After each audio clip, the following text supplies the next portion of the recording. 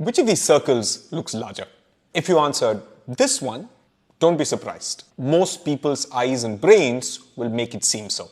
It's called the Delboeuf illusion, where our brains perceive sizes only in the context of nearby things. Both the black circles in this case are the exact same size. But what will surprise you is that it is this cognitive illusion that makes us eat more food than we need to. When a certain amount of food is served on a very large plate, our brains are wired to think that there is actually less food than there is. So we eat more.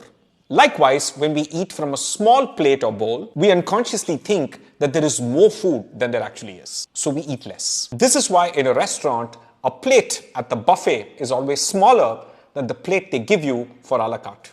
They want you to eat less at the buffet and more a la carte. A related illusion is portion size. Studies have found that in parties, cutting a sandwich into 8 small pieces results in overall less consumption than if the sandwich was simply cut into 2. You can use this bit of behavior science to improve your eating habits. Smaller plates and cut your starters and desserts into smaller portions.